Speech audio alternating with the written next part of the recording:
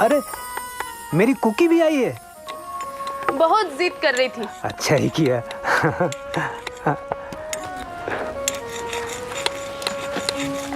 ये कौन है? ये राजा धीराज कनिष्क हैं। क्या करते हैं? ये राज करते थे।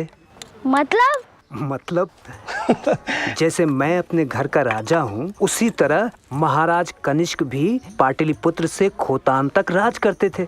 बहुत सवाल करती है। पिता को खाने दे। ठीक है। मैं छू सकती हूँ? हाँ हाँ छू।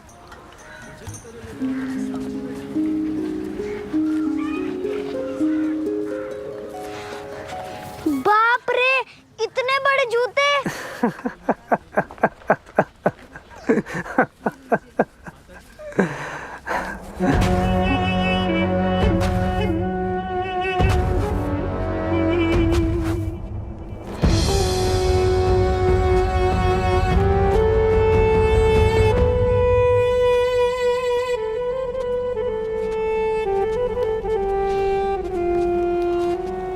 महाराजा राजाधिराज देवपुत्र शाही, कब तक नगर पर घेरा रखने का विचार है? जब तक विजय नहीं होती राजा मात्य। देवपुत्र, महाराजा राजाधिराज नगर से दूत आया है। उसे यहीं ले आओ।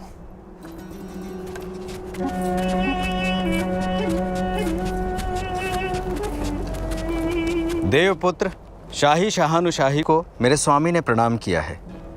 यदि आज्ञा हो तो दूत निवेदन करे। आज्ञा है। मेरे स्वामी का कहना है कि नगर की घेरेबंदी और आपकी उपस्थिति से प्रजा त्रस्त और पीड़ित क्यों रहे, इसलिए आपको जो भी चाहिए मेरे स्वामी देने के लिए तैयार हैं। अपने राजा से कहना कि वो आत्मसमर्पण के साथ 3 लाख सोने की मोहरें दे, तब मैं उसे क्षमादान करूंगा। 3 लाख स्वर्ण मुद्राएं? सम्राट, आप आज्ञा दीजिए। आपका एक एक सैनिक आत्माहुति दे देगा, पर अपनी मिट्टी का एक कण भी नहीं देगा। दूत, सम्राट कनिष्क से जाकर बोलिए कि मेरे राज्य की संपदा का मूल्य 1 लाख स्वर्ण मुद्राएं भी नहीं है, तो भला मैं 3 लाख स्वर्ण मुद्राएं कहां से दूंगा? मैं आत्मसमर्पण करने के लिए तैयार हूं। सम्राट, तुम्हारे सम्राट के पास 2 मूल्यवान रत्न हैं। वो दोनों रत्न मुझे दिए जाएं। मैं उन दोनों का मूल्य 2 लाख स्वर्ण मुद्राएं मान लूंगा। वे रत्न क्या है महाराजा राजाधिराज शाह? 1, भगवान बुद्ध का भिक्षा पात्र। दूसरा, नव भिक्षु। महाराजा राजाधिराज शाह, भगवान बुद्ध का भिक्षा पात्र और नव भिक्षु, ये दोनों ही अमूल्य हैं। उन्हें मेरे स्वामी। भगवान बुद्ध का भिक्षा पात्र, नव भिक्षु और राज्य।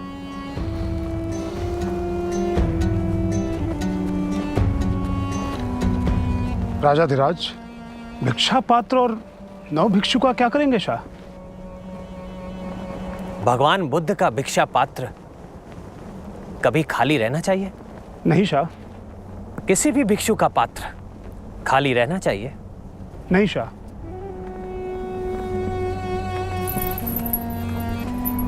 तो शाहों को यह कौन याद दिलाएगा कि उनका पहला कर्तव्य इस धरती के प्रति यह है कि वो इसे खूब सींचें।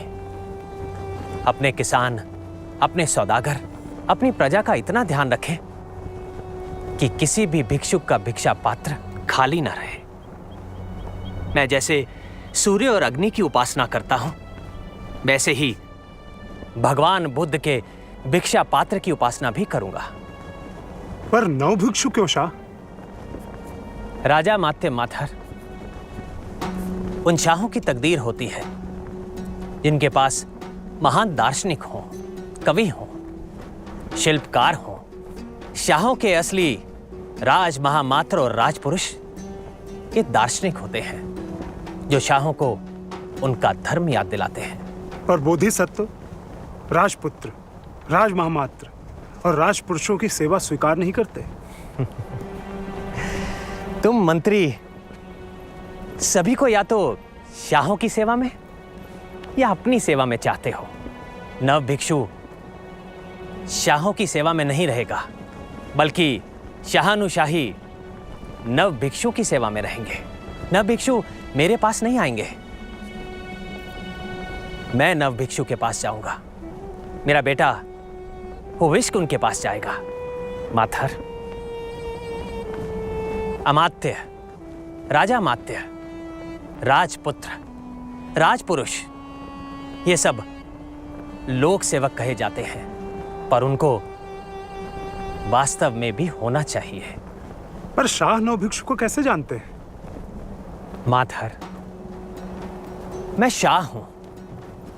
मैं हजारों कानों से सुनता हूं और हजारों आंखों से देखता हूं। दर्द की वो आवाज भी सुनता हूं जो किसी के सीने में दब के रह जाती है। वो सच भी देखने की कोशिश करता हूं जो इन आंखों को दिखाई नहीं देता। उसे दूसरों की आंखों से देखना पड़ता है। राजन, जो मनुष्य को सच्ची राह दिखाता है वो संसार में हर जगह अमूल्य और अतुलनीय है। बुद्ध धर्म अगाध है और निर्वाण का सिद्धांत शाश्वत। संवेदनशील प्राणियों की रक्षा महानतम धर्म है। संसार धर्म अनेक चुनौतियां प्रस्तुत करता है, पर एक राजा होने के नाते तुम सिर्फ अपने राज्य का भला कर सकते हो। पर अब तुम बुद्ध धर्म का घोष कर पृथ्वी से समुद्र तक धर्म राजा बन सकते हो। भिक्षु मनुष्यता की रक्षा करता है। जिसका हृदय करुणा से भरा हो उसके लिए कोई स्थान दूर या पास नहीं। मैं चाहे यहां रहूं चाहे वहां रहूं, धर्म का ही घोष करूंगा। इसलिए तुम सिर्फ वो मत देखो जो तुम्हारी आंखों के सामने है, बल्कि ज्ञान की आंखों से मनुष्यता का भला देखो और मुझे शाह को सौंप दो। और भगवान का भिक्षा पात्र? शाह भिक्षा पात्र को नहीं, धर्म को पुरुषपुर ले जा रहा है। धर्म को अभी दूर दूर तक जाना है। शाहों का शाह बुद्ध का भिक्षा पात्र आदर से उठाएगा। ले जाने दो इसे शाह को।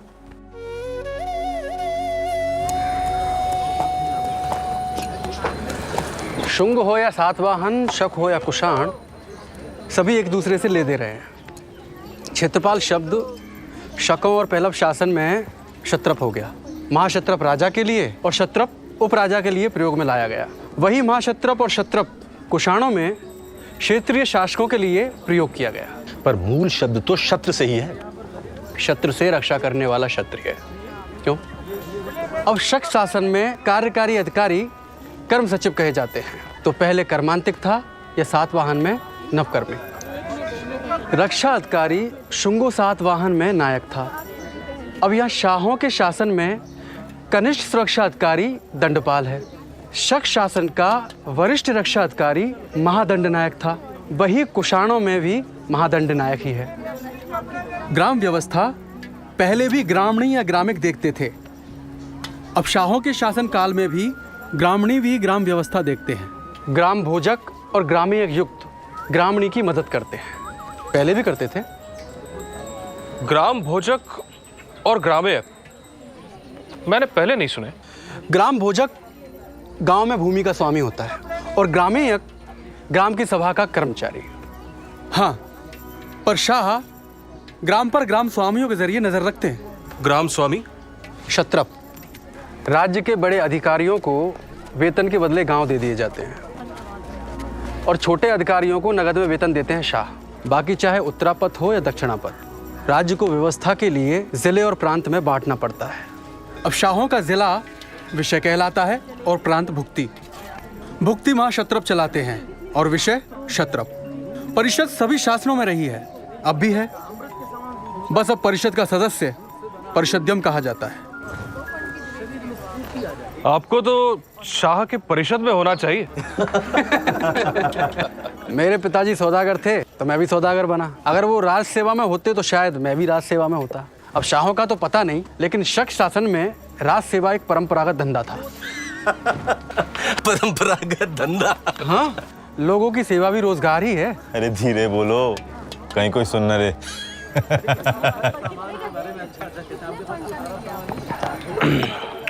देवपुत्र शानुशाही से मिलना था। कावेरी पट्टनम से उनके लिए मोती ले आया। सुना है शाह मध्य देश की विजय यात्रा से भगवान बुद्ध का भिक्षा पात्र और कोई बौद्ध भिक्षु ले आए। कौन है ये भिक्षु? सुना है पहले कोई उग्र तापस था। कौन है ये उग्र तापस जिसने बुद्ध के भिक्षुओं का जीना दूभर कर रखा है? प्रचंड सन्यासी है और धर्म का विरोधी। सन्यासी और धर्म का विरोधी? धम्म का, बुद्ध के धम्म का। धम्म का विरोध कोई कैसे कर सकता है? सिर फिरा है, बिहार के बाहर खड़ा रहकर भिक्षुओं को चुनौती देता है कि वैदिक धर्म श्रेष्ठ है। मुन्नो, जिसने धम्म को पा लिया है मुझसे बात करे, वरना बुद्ध के वचन रटना बंद करे। उपासकों के घर के बाहर खड़ा रहकर श्रावकों को धमकी देता है कि घर में बुद्ध की उपासना और घंटा बजाना बंद करो। ये तो सहिष्णुता नहीं है, उसे कोई रोकता क्यों नहीं? अब एक सन्यासी का कोई क्या बिगाड़ सकता है? महावीर और बुद्ध को क्या कम चुनौतियां मिली थी? समय ही सभी प्रश्नों को सुलझा देता है और बड़ों बड़ों को जमीन पर ला देता है। अरे तुम सब तो ब्राह्मणों की तरह बात करने लगी। क्यों, महिलाओं को मूर्ख समझती हो तुम? एक दिन में सीधा कर दे उस तापस को वाद में, पर वो महिलाओं से बात करेगा नहीं और हमारे ब्राह्मण पति उसे रोकेंगे नहीं। सन्यासी जो है। चिंता ना कर भगनी, 18 क्षौणी से जो ना हारा उसे मुट्ठी भर लोगों ने धूल चटा दी थी। किसको? अर्जुन को।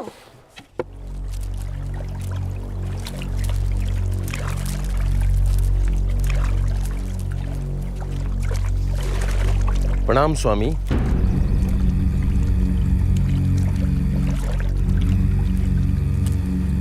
इस रूप काया को भिक्षु पार्श्व कहते हैं।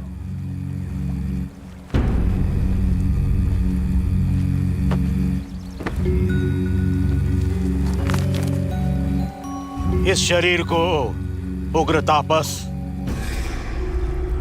आपकी तपस्या को नमन। पर यह भिक्षु आपसे वाददान चाहता है।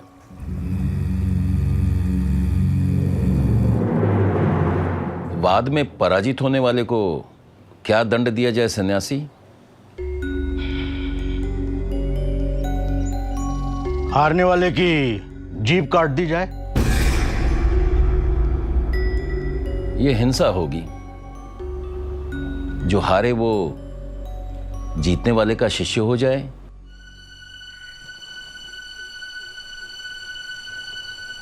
स्वीकार है। पहला प्रश्न कौन करेगा? मैं आयु में तुमसे बड़ा हूं।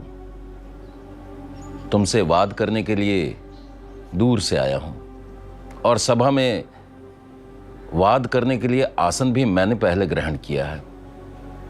इसलिए पहला प्रश्न मुझे करना चाहिए।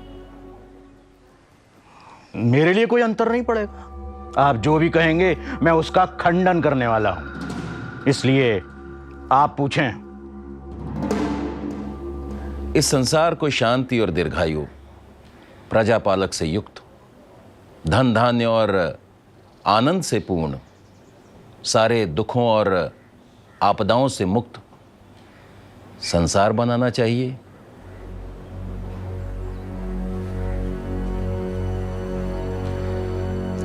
खंडन करिए स्वामी।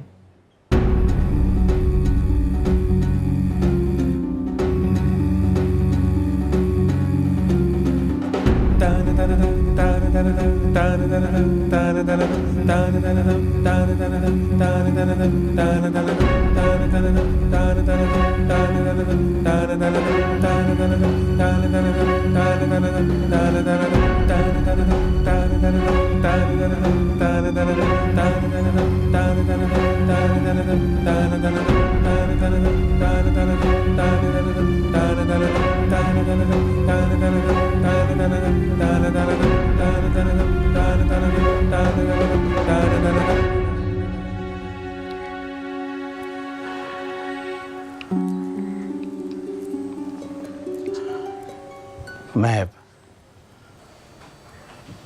उपसंपदा लेने के लिए तैयार हूं बनते। अब तुम नव भिक्षु हो।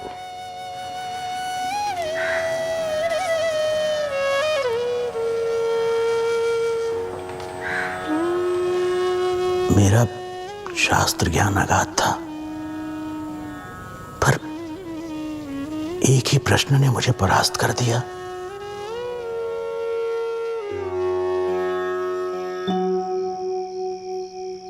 इस संसार को शांति और दीर्घायु, प्रजापालक से युक्त, धन धान्य और आनंद से पूर्ण, सारे दुखों और आपदाओं से मुक्त संसार बनाना चाहिए। क्या यही धर्म है शासक का? क्या यही धम्म है भिक्षु का?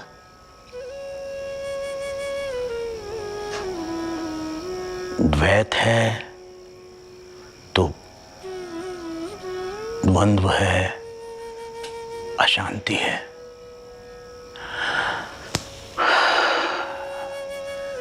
अद्वैत है तो निर्द्वंद्व और शांति।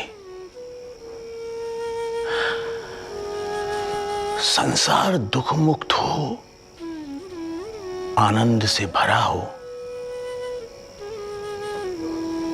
यही तो वेदों की भी अभिलाषा है। यही धम्म का मार्ग। एक ही सत्य के दो नाम हैं, धम्म और धर्म। मैंने हार कर धर्म को पा लिया। अब पार्श्व मेरे आचार्य और बुद्ध मेरे शास्ता। बुद्धं शरणं धम्मं शरणं संघं शरणं। पर शाह ने नव भिक्षु को ही कैसे चुना? मथुरा में एक सौदागर के साथ बिहार में चला गया था। वहां मेरी मुलाकात नव भिक्षु के आचार्य भंते पार्श्व से हुई थी। मैं विजय के लिए निकला हूं भंते।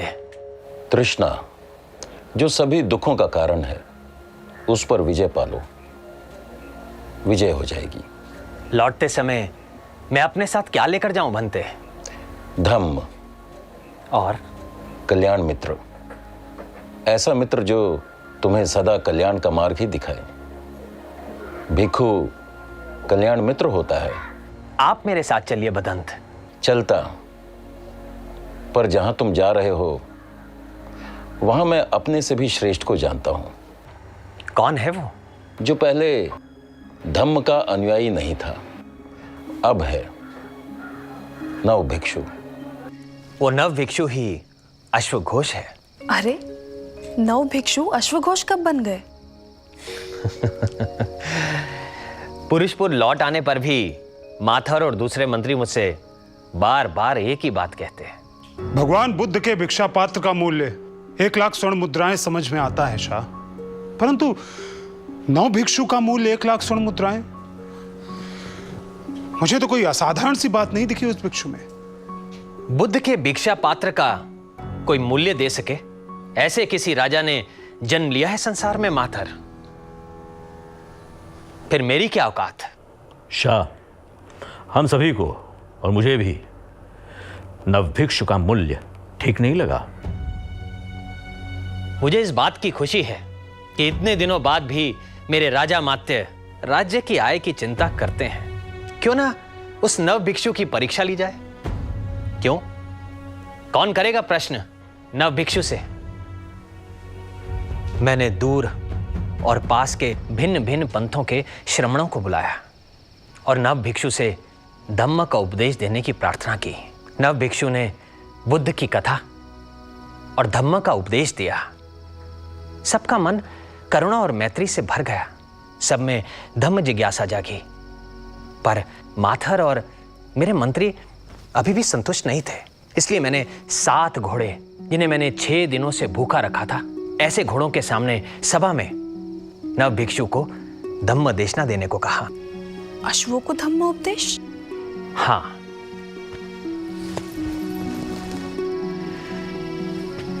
घोड़ों को उपदेश पर नव भिक्षु ने कोई प्रतिक्रिया नहीं की। सभा में घोड़ों को बांधा गया। नव भिक्षु को अश्वों में भी वही समता दिखी जो वो मनुष्य में देखते थे। उन्होंने उसी करुणा और मैत्री भाव से अश्वों के सामने धम्म का उपदेश देना जारी रखा जो वो सभी को देते हैं। मेरे आदेश पर उन भूखे घोड़ों के सामने उनकी प्रिय प्लावन नाम की घास खाने के लिए रख दी गई। पर 6 दिन के भूखे घोड़ों ने एक क्षण के लिए भी उस घास की ओर नहीं देखा। सारी प्रकृति के लिए प्रेम, करुणा और मैत्री से भीगे मन ने घोड़ों के मन में भी स्पंदन उत्पन्न कर दिया। घोड़ों की आंखों से भी आंसू बहने लगे। मेरे मंत्रियों ने उसी क्षण नव भिक्षु के मूल्य को पहचाना, जो राग विराग से परे मनुष्य और पशु सबका कल्याण मित्र है। मेरे मंत्रियों की आंखें भी छलकने लगी और उसी बोधिसत्व के लिए मेरे मन में एक शब्द गूंजा, अश्व घोष।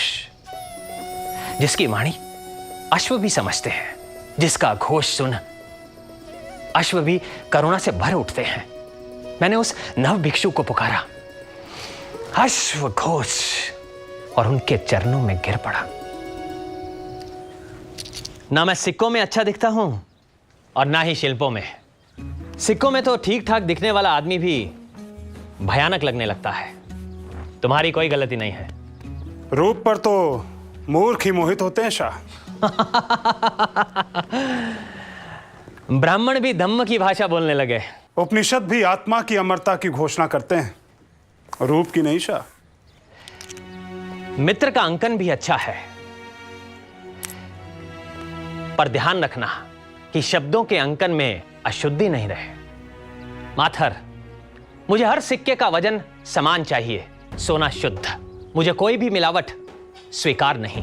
कुषाण की स्वर्ण मुद्रा के मूल्य और शुद्धता पर किसी भी सौदागर और प्रजा को अविश्वास नहीं होना चाहिए, चाहे फिर वो रोम का हो या चीन का। हमारे सिक्के हमारी प्रतिष्ठा हैं। एक भी नकली सिक्का बाजार में चलता है तो प्रजा के विश्वास को चोट करता है। इसलिए गमजोर को सिक्कों की परीक्षा बार बार करने को कहो। शाह ने सोने का नया सिक्का जारी किया है, देखा है तुमने? मैं तो पुराने सिक्कों से ही काम चला रहा हूं।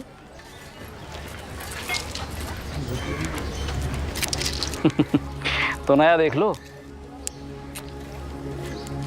मुख पर तो महाराज राजाधिराज कनिष्क का चित्र है, लेकिन पीछे किसका चित्र है? ऋग्वेद में वर्णन के अनुसार मित्र और अवेस्ता में मित्र के तौर पर किया गया है।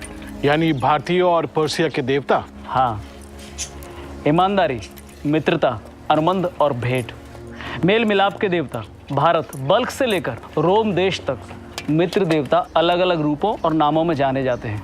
पर ये कौन सी भाषा है? बंगटीरियन में मित्र लिखा है। शाहनुशाही भी कमाल है। स्वयं सूर्य और अग्नि के उपासक, भारतीय मूल के नहीं, पर अपने सिक्कों पर भारतीय, ग्रीक, सुमेर, ईरान सभी मुल्कों के देवता सभी का बराबर आदर और सम्मान करते हैं। जिनके साम्राज्य में जिनकी प्रजा कई देवी देवताओं को मानने वाली हो और जिनका साम्राज्य पाटलिपुत्र, कश्मीर, श्री चंपा से लेकर खोतान, यारकंद, कासगढ़ तक फैला हुआ हो और जिनके सौदागर उत्तरापथ, दक्षिणापथ से लेकर रोम तक व्यापार करते हों, वो शाहों के शाह सभी के देवताओं का आदर करने वाले और अपनी प्रजा का सम्मान करें, वो भारत में पला बड़ा हुआ शाह ही कर सकता है। शाह कनिष्क भारत में पैदा हुए हैं क्या? यही पुरुषपुर में। उनके पूर्वज बाहर से आए थे। शाह कनिष्क के पिता शाह विम के समय में उत्तरापथ और रेशम मार्ग पर चीन और रोम के बीच व्यापार का ऐसा विकास हुआ कि शाह विम कैडफिशस ने अपने कुषाण साम्राज्य में पहली बार सोने के सिक्के चलाए।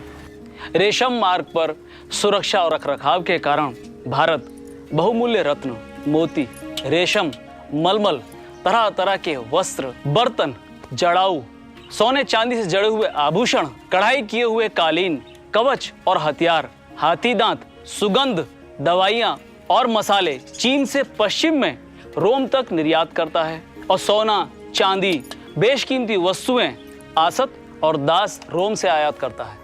शाहवीम कैडफिसस के सिक्कों पर भी नंदी के साथ और नंदी के बिना शिव और त्रिशूल का अंकन मिलता है। और बौद्ध के त्रिरत्न का भी।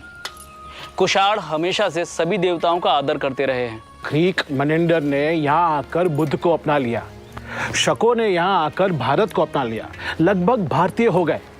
शाह कनिष्क तो यहीं पैदा हुए और हम वैदिकों जैसे ही सूर्य और अग्नि के उपासक हैं। अब वे अश्वघोष को पुरुषपुर ले आए हैं तो कोई आश्चर्य नहीं कि वो भी प्रियदर्शी अशोक की राह पर चल दें। देवताओं का प्रिय प्रियदर्शी राजा ऐसा कहता है, ऐसा कोई दान नहीं जैसा धर्म का दान है। धर्म का परिचय, धर्म का संविभाग या धर्म का रिश्ता वो ये है। दास और सेवकों के साथ उचित व्यवहार, माता पिता की सेवा, मित्रों, परिचितों, रिश्तेदारों, ब्राह्मणों और श्रमण सन्यासियों को दान, प्राणियों की हिंसा न करना, पिता, पुत्र, स्वामी, साथी, भाई, मित्र सभी ये कहें ये अच्छा है, इसे करना चाहिए। जो ऐसा करता है वो इहलोक की सिद्धि करता है और धर्मदान से अनंत पुण्य का भागी होता है। देवानाम प्रिय अशोक का यह शिलालेख यहां से लगभग 27 कोस की दूरी पर है। शाह,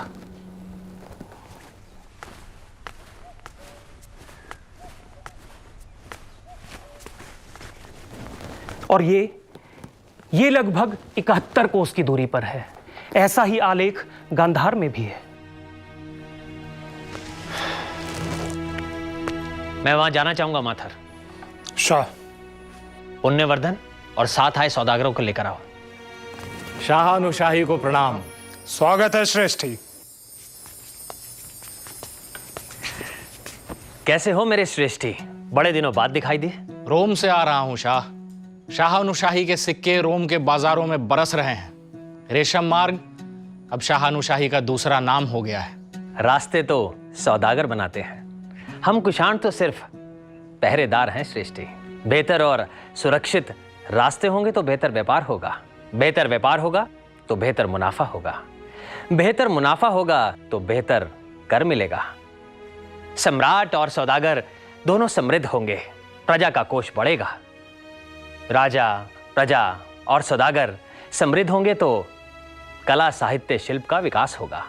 इसीलिए शाह कुजुल से लेकर मेरे पिता शाह दिम ने सबसे पहले उन्नति और विकास के रास्ते बनाए। इजाजत हो तो आपके कदमों में एक साधारण भेंट चढ़ाऊं? इजाजत है।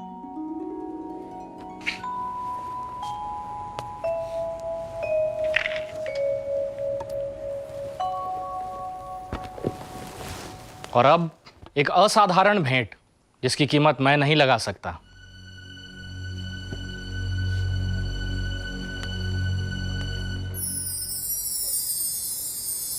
मिलिंद प्रश्न शाहानुशाही। ये तुम्हें कहाँ मिल गए? सोना खरीदना और बेचना आसान है शाहानुशाही, लेकिन इसे खरीदना बड़ा मुश्किल। बॉक्ट्रिया से ग्रीस जा रही थी, लेकिन मैंने जाने नहीं दिया। कहते हैं महाराज मिलिंद की अपनी पांडुलिपि है। क्या कीमत दी? शर्मिंदा ना करें शाहानुशाही।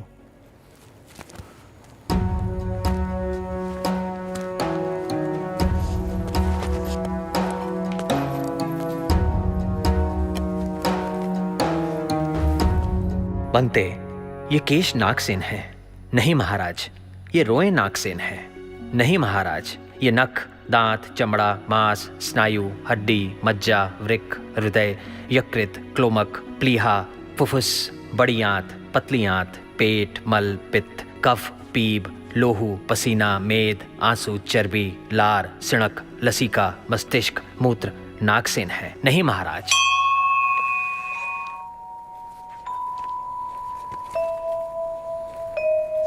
क्या पढ़ रहे थे?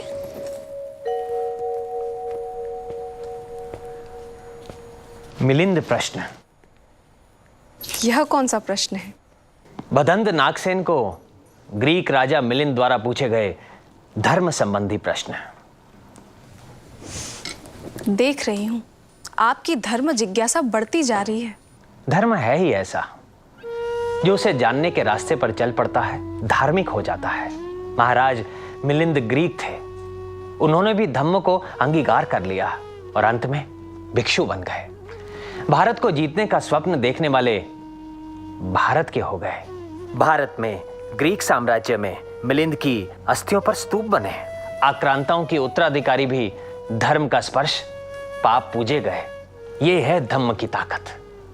जिसने भी धर्म को जाना, उसने तलवार रख दी, युद्ध घोष बंद कर दिया और धर्म घोष शुरू किया। फिर वो चाहे अशोक मौर्य हो या ग्रीक मिलिंद। झूठ कहते हैं वो लोग जो कहते हैं कि धर्म के लिए तलवार उठानी पड़ती है। धर्म तो तलवार फेंकना, तलवार छोड़ना सिखाता है। झूठ कहते हैं वो लोग जो कहते हैं कि पुष्य मित्र ने वैदिक धर्म की रक्षा के लिए तलवार उठाई थी। यदि ऐसा होता तो अशोक के साम्राज्य का एक स्तूप, एक शिलालेख, एक स्तंभ नहीं बचता। तलवार हमेशा सत्ता और सिंहासन के लिए उठी है। प्रिय, सही प्रश्न किया था बनते पार्श्व ने, बनते अश्वघोष से कि संसार को शांति प्रिय, दुखों और अवसादों से मुक्त, धन धान्य से युक्त बनाना चाहिए। और वो तलवार से नहीं हो सकता। वो करुणा और मैत्री से ही हो सकता है। जो तलवार से लिखा जाए, हिंसा से फैलाया जाए, वो धर्म हो ही नहीं सकता। आपने भी अशोक और मिलिंद की तरह धम्म को अपना तो नहीं लिया? प्रिय, धम्म प्रकाश है, उसे अपनाना नहीं पड़ता। रोशनी रोकने के लिए पर्दे ना डालो तो उससे बच नहीं सकते। मैं कब धम्म का उपासक हो गया, मुझे पता ही नहीं चला। मिलिंद प्रश्न मुझे नहीं सुनाएंगे? भांते, मैं अपने सिक्कों पर भगवान बुद्ध के रूप को अंकित करना चाहता हूं। राजन, तुम्हारे सिक्कों पर अंकित भारतीय, ग्रीक, फारसी या सुमेर के देवताओं की जगह अपना रूप उत्कीर्ण देखने की किसी बुद्ध की कामना नहीं हो सकती। क्यों करना चाहते हो तुम योग क्रम? बनते, इससे धर्म के सार की वृद्धि होगी। कनिष्क, धम्म मानने का नहीं है। क्या तुम कह सकते हो कि जो अपना अपना धर्म मानते हैं वे धार्मिक हैं? धर्म जानने का नहीं है। क्या तुम कह सकते हो कि जो धर्म को जानते हैं, धर्म की व्याख्या करते हैं, वे धार्मिक हैं? धम्म तो आचरण का है। जो धम्म को आचरण में लाता है वो धार्मिक है।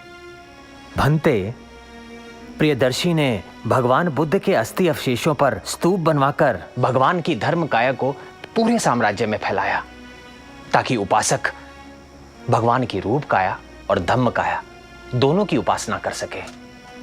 महाराज मिलिंद ने अपने सिक्कों पर धर्म चक्र भी खुदवाया और धर्मिकस भी लिखवाया।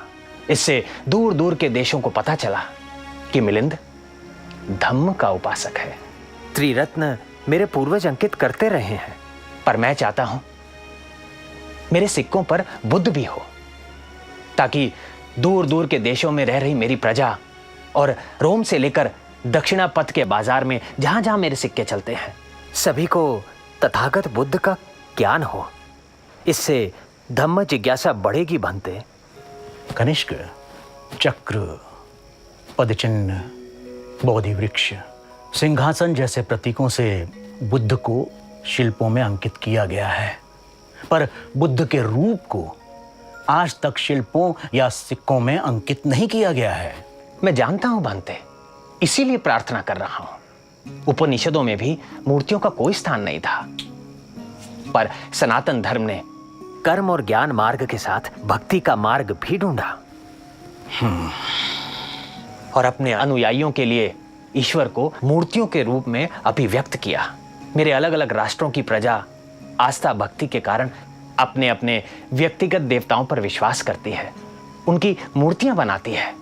उसका एक भावनात्मक आकर्षण भी है और प्रार्थना करने के लिए उसके सामने अव्यक्त का एक व्यक्त रूप भी है। बुद्ध ने धम्म चक्र प्रवर्तन किया, वो निरंतर चलता रहे, इसके लिए हमें उसे गति देनी चाहिए। इसीलिए मैं अपनी प्रजा को भगवान बुद्ध का रूप देना चाहता हूं। ज्ञान शुष्क हो सकता है, पर भक्ति और पूजा रसमय होती है बनते। बौद्ध दर्शन विश्व के लिए नए कलेवर में पुरातन सत्य की नई व्याख्या मांगता है, क्योंकि अब धम्म का साम्राज्य सिर्फ भारत तक नहीं रहा। अब उसके अनुयायी ग्रीक साम्राज्य, चीन साम्राज्य, पर्शियन साम्राज्य में भी हैं। पूरा धम्म साहित्य पाली में है। क्यों हम संस्कृत जानने वाले, पढ़ने वालों को उससे वंचित रख रहे हैं? बुद्ध की वाणी, त्रिपिटक क्या संस्कृत में नहीं हो सकते? क्या चीनी भाषा में उसका अनुवाद नहीं हो सकता? क्या बुद्ध और धम्म पर सिर्फ भारत का अधिकार है, विश्व का नहीं हो सकता? कनिष्क, इसकी अनुमति तुम्हें बौद्ध संगीति ही दे सकती है। इसके लिए तुम्हें चौथी बौद्ध संगीति बुलानी पड़ेगी। कश्मीर में श्रीनगरी के पास कुंडलवन संगीति के लिए हर तरह से उपयुक्त स्थान रहेगा। अगेसी लाओस श्रीनगरी प्रियदर्शी अशोक की नगरी भी है। राजाधिराज, श्रीनगरी के पास ही एक पुर बसाओ। यह तुम्हारे नवकर्मिक विभाग के लिए सबसे बड़ी परीक्षा है। भिक्षुओं के लिए विहारों की व्यवस्था में कोई कमी नहीं रहनी चाहिए। हुविष्क, बौद्ध संगीति की सारी व्यवस्था तुम करोगे। शानुशाही, इस पुर का क्या नाम रखें? कनिष्कपुर कैसा रहेगा शाह? यह बौद्ध संगीति क्या है जिसमें पिता, पुत्र और कपीश से लेकर पुरुषपुर तक के राजा माती व्यस्त हो गए हैं? हुविष्क, तुम ही अपनी मां को समझाओ। बौद्ध संघ में जब धम्म के किसी पक्ष पर मतभेद या वाद होता है या स्पष्टता चाहिए होती है, तो श्रेष्ठ आचार्य और उपाध्यायों की एक महाबैठक बुलाई जाती है। इसे संगीति कहते हैं। ये चौथी संगीति होगी। तो पहली कब हुई थी? पहली संगीति महाराज अजातशत्रु के समय राजगृह में हुई थी। दूसरी संगीति महाराज काल अशोक के समय में वैशाली में, और तीसरी संगीति महाराज अशोक के समय में पाटलिपुत्र में, और चौथी संगीति महाराज कनिष्क के समय में कश्मीर में होगी। ताम्रलिप्ति से लेकर ताम्रपर्णी तक हर जगह आमंत्रण भेजे जा रहे हैं। मैं महाराज अशोक के पुत्र की तरह अपने पुत्र को संघ में नहीं जाने दूंगी शाह। और कहीं तुम स्वयं ही चली गई तो? बनते, पार्श्व की तरह एक ही प्रश्न में आपने मां को निरुत्तर कर दिया।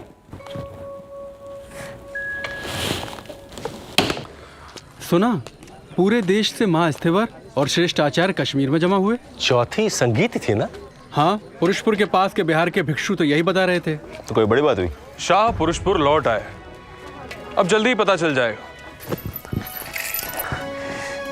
कुंडल वन में 500 भिक्षु एक साथ साम्राज्ञी बनते वसुमित्र अध्यक्ष, बनते अश्वघोष उपाध्यक्ष, संगीति में बनते पार्श्व, बनते नागार्जुन जैसे बौद्ध दर्शन के सूर्य। मुझे तो विश्वास ही नहीं हो रहा साम्राज्ञी कि अपने समय के महान दार्शनिकों के चरणों में बैठने का हम कुछाणों को अवसर मिला। कोई बड़ी उपलब्धि? हाँ साम्राज्ञी, चतुर्थ संगीति ने धम्म उपासकों के लिए मूर्ति पूजा के द्वार खोल दिए। संगीति में धम्म का 2 यानों में विभाजन हुआ, हीनयान और महायान। दोनों में अंतर होगा?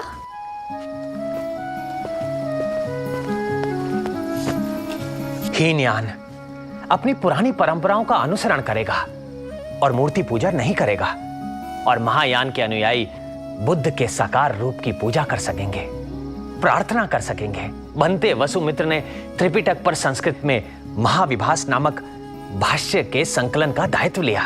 अब बुद्ध वाणी सिर्फ पाली तक सीमित नहीं रह जाएगी। मैं बुद्ध वचन का अन्य भाषाओं में अनुवाद करवाऊंगा। भाषा धम्म के मार्ग में बाधा नहीं होनी चाहिए। मैंने पहले आपको कभी इतना प्रसन्न नहीं देखा। हाँ साम्राज्ञी, धम्म ने मुझे एक राह दिखाई। ये संसार करुणा और मैत्री का हो, जिसमें हिंसा, घृणा, युद्ध के लिए कोई स्थान ना हो।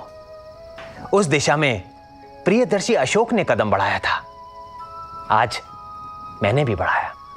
प्रियदर्शी ने भगवान बुद्ध की अस्थियों पर 84,000 स्तूप बनवाए ताकि भारत धम्म को जान सके। मैं भगवान बुद्ध की मूर्ति पूरे साम्राज्य में लगाऊंगा ताकि भगवान को लोग देख सकें, करुणा मूर्ति को अपने भावों में महसूस कर सकें, उनकी अभ्यर्थना कर सकें। साम्राज्ञी, जैसे अशोक के धर्मलेख गुफाओं में, पहाड़ों, पत्थरों में, स्तंभ, नगरों और नदियों के किनारे खड़े हैं, वैसे ही अब संसार का कोई कोना नहीं होगा जहां बुद्ध नहीं होंगे, जहां धम्म नहीं होगा। वो उत्तरा पथ पर होंगे, दक्षिणा पथ पर होंगे, रेशम पथ पर होंगे, दुर्गम दरों और पहाड़ों पर होंगे। चौथी संगीति ने ये द्वार खोल दिए हैं साम्राज्ञी। आप कितनी मूर्तियां बनवाने की सोच रहे हैं? साम्राज्ञी, मैं अब एक भी बनवाऊंगा तो ये संसार 1 लाख बनवाएगा। अशोक ने 84,000 स्तूप बनवाए। जानती हो क्यों? नहीं। क्योंकि भगवान की वाणी 84,000 सूत्रों में सुरक्षित है। मेरी अभिलाषा है कि कुषाण 84,000 मूर्तियां जरूर बनवाए। मैं पूरे कुषाण साम्राज्य में विहार बनवाऊंगा, पुराने स्तूपों की मरम्मत करवाऊंगा और नए स्तूप बनवाऊंगा। भिक्षुओं को धम्म देशना देने के लिए दूर दूर तक भेजूंगा। यही मेरी बुद्ध, धम्म, संघ, अशोक, महेंद्र, संघमित्रा और धम्म सेनापतियों को श्रद्धा से भरी अंजलि होगी। भगवान आपकी अभिलाषा पूरी करे।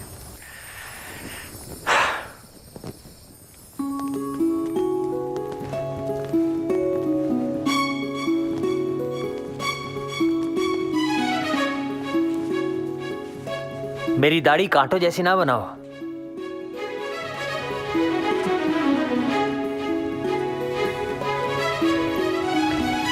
महाक्षत्रप और क्षत्रप के पत्र हैं शाह। बिहार बनवाने के लिए नया विभाग बनवाओ अभी से। नए अधिकारी का क्या नाम रखे हुए इसका? विहार कार्य है ना? माथर। ठीक है। तक्षशिला से रोमन और ग्रीक शिल्पकार आ गए? हाँ शाह, पर क्या? भगवान बुद्ध का मामला है शाह, और शिल्पकार रोमन और ग्रीक हैं। मथुरा के शिल्पकार भगवान के 32 लक्षणों को बेहतर समझेंगे। माथर, भगवान सिर्फ हम भारतीयों के हैं, विदेशियों के नहीं। हमारे वेदांत में भेद अभेद है। गांधार, कपिश, वाहलीक में शिल्पकार और चित्रकार ग्रीक साम्राज्य के समय से आते जाते रहते आए हैं। वो विदेशी हो सकते हैं पर उनके हृदय भारतीय हैं। और बुद्ध मथुरा, गांधार और सभी शैलियों में आकार लें, यही तो संगीति की सफलता होगी। बुलाओ उन्हें। जी शाह।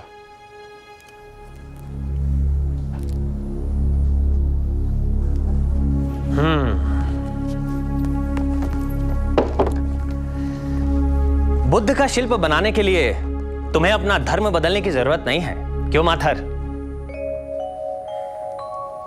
मैंने अपने सिक्कों पर ग्रीक देवता हेलियोस, हेफेतोस, सेलेने, अनेमोस, पर्शियन देवता द्रव्सपा, अतर, मैं, मित्र मजदा आदि सभी को खुदवाया। पर मैंने अपना धर्म नहीं बदला।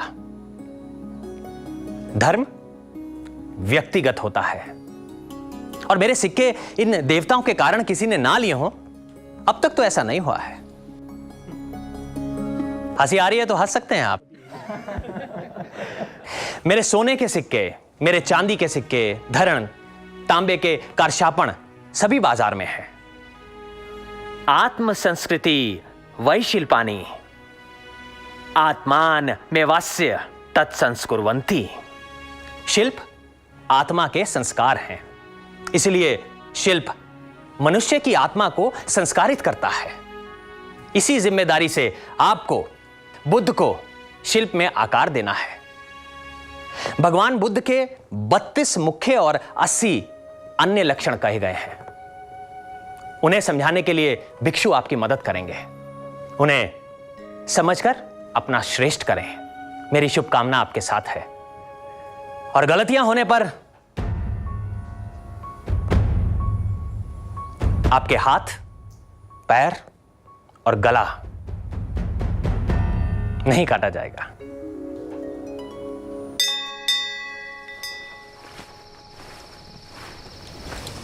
बेटा वहां ब्राह्मणों से ब्राह्मण ग्रंथों पर चर्चा कर रहा है, और पति यहाँ बौद्ध ग्रंथ पढ़ रहे होंगे। विनय पिटक। अब मैं जैन ग्रंथ पढ़ने लगूं तो घर में वैदिक और अवैदिक साथ हो जाएंगे। चलो, इस बात से एक बात तो तय हुई कि इस घर में कोई बौद्ध हो ना हो, पर सब बौद्धिक हैं। कहिए, क्या हुक्म है? तुम्हारे लिए एक उपहार लाया हूं। हो ही नहीं सकता, आपसे यह गलती हो ही नहीं सकती।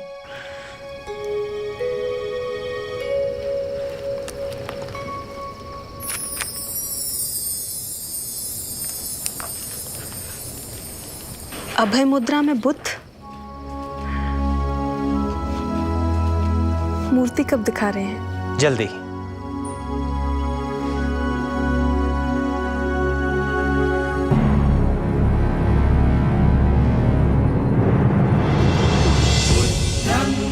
शरणं गच्छामि, धम्मं शरणं गच्छामि, संघं शरणं गच्छामि।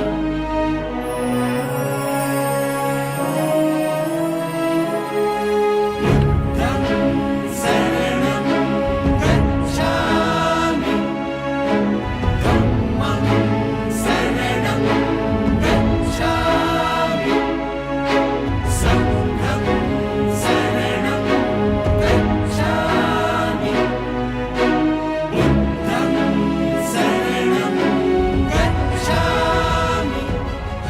महायान ने बुद्ध को भगवान बुद्ध बना दिया। शाक्य मुनि बुद्ध, मैत्रेय बुद्ध के रूप के सिक्के भी चल पड़े। तो उसमें गलत क्या है श्रेष्ठी? भग एवं भगवान, भग ही भगवान है। यजुर्वेद तो यही कहता है। भग यानी ज्ञान, वैराग्य आदि आत्मगुण। और कुछ भी कहो, आज रेशम मार्ग पर भी बुद्ध की वाणी गूंज रही है।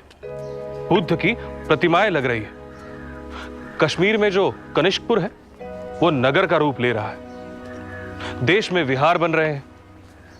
पुरुषपुर के पास जो पुराना स्तूप है उसे बड़ा किया जा रहा है। आज तक जो देखने में न आया ऐसा स्तूप बन रहा है। सुना है कि यह नया स्तूप हमारे संसार की सबसे ऊंची इमारत होगी। किसने सोचा था कि बौद्ध भिक्षु संस्कृत को अपनाएंगे? अश्वघोष बुद्ध चरितम, सौंदरानंद काव्यम संस्कृत में लिखेंगे। क्या बात, आइए। महायान से स्पर्धा कहो या प्रेरणा, बुद्ध प्रतिमाओं की देखा देखी वैदिक और जिन देवताओं की बड़ी बड़ी प्रतिमाओं की भी बढ़ आ गई है। मथुरा और सांची के शिल्पकारों को तो जैसे नया जीवन मिल गया है। बुद्ध ने भारत को धम दिया और कनिष्क ने भारत को प्रतिमा में बुद्ध।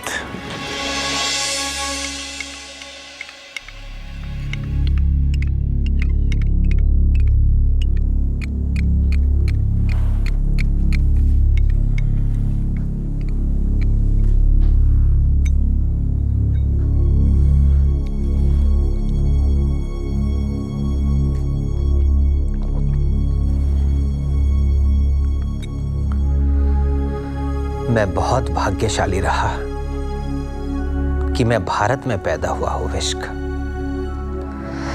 मेरे पिता विम कैटफिसेस या दादा विम तख्तू ने कभी याद नहीं दिलाया कि मैं युचि हूं।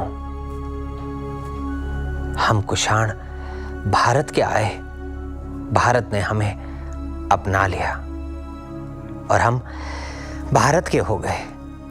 इसलिए मेरी एक बात हमेशा याद रखना हो इश्क, कि भारत की ये धरती हमारी मां है और हम इसके पुत्र। मां बेटे का ये रिश्ता सबसे पवित्र रिश्ता है। हम सब एक मां के गर्भ से जन्म लेते हैं और धरती के गर्भ में समा जाते हैं, और जब तक धरती पर सांस लेते हैं हमारी हर जरूरत ये धरती पूरा करती है। इसलिए हम इसकी उपासना करते हैं। सूर्य हमें ऊर्जा और प्रकाश देता है, इसलिए हम उसकी उपासना करते हैं। चंद्रमा हमें शीतलता देता है, इसलिए हम उसकी उपासना करते हैं। हमें जीवन देने के लिए हम उनका आभार व्यक्त करते हैं विश्क। सिंधु, गंगा, यमुना, कुबा, इन्हें अपनी मां समझना, कभी वैदिक ब्राह्मण बौद्ध में भेद ना करना। मेरे पिता शिव के उपासक थे, पर सभी देवताओं का सम्मान करते थे। मैं बुद्ध का उपासक हूं, पर मैंने सभी देवताओं का सम्मान किया। मैं जानता हूं कि तुम भी अपने दादा की तरह शिव के उपासक हो। यही भारत है। अपने अपने देवताओं में विश्वास, ये व्यक्तिगत धर्म है हो इश्क। पर एक धर्म और भी है जो इस धर्म के भी ऊपर है, और वो है राष्ट्र धर्म।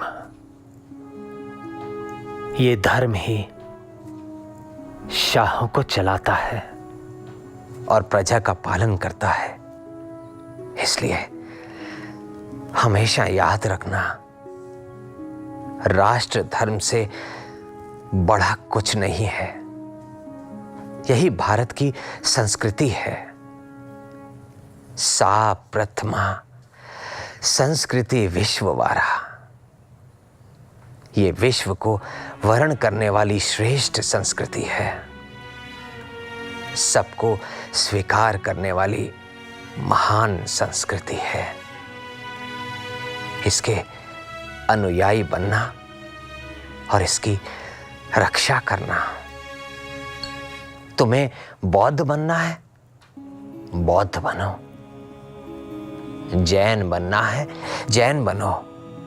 शैव बनना है, शैव बनो। जो चाहो बनो, पर सबसे पहले भारतीय बनना।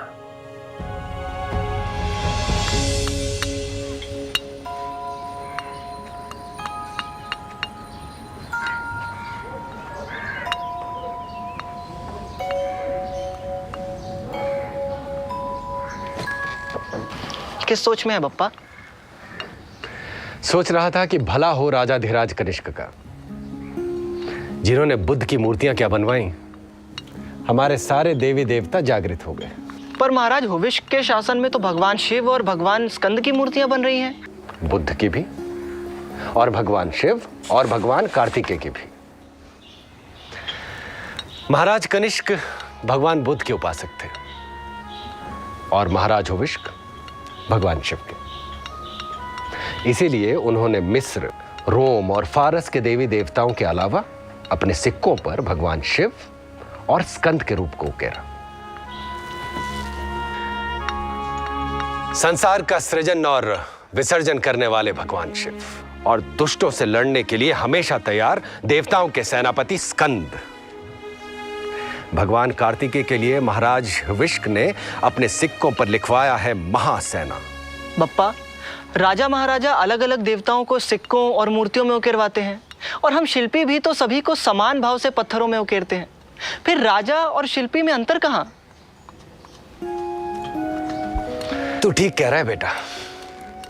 राजा महाराजा भी हमारी तरह शिल्पी होते हैं और होने भी चाहिए। जैसे हम शिल्पी सभी रूपों में अपने ही ईश्वर को देखते हैं और अलग अलग देवताओं के आकार को उकेरते हैं, क्योंकि यह हमारा धर्म है। वैसे ही राजा महाराजाओं को सभी में एक ही सच को देखना चाहिए, वो उनका धर्म है। मूर्ति पूजा होनी चाहिए नहीं होनी चाहिए, इस बात पर बहस तो वैदिकों में, अवैदिकों में, हीनयान में, महायान में, बौद्धों में, ब्राह्मणों में चलती रहेगी। और जब जब इन बातों को लेकर हम आपस में लड़ पड़ेंगे, तब तब इन मूर्तियों के पीछे से कनिष्क, हुविष्क और कुषाण हम पर हंसेंगे। मैं यही सोच रहा था बेटा कि इतिहास में हजारों झूठ हो सकते हैं, पर एक बात सच है। क्या है वो सच बप्पा? दुनिया के सभी देवता कहीं एक साथ रह सकते हैं, तो वह भारत है।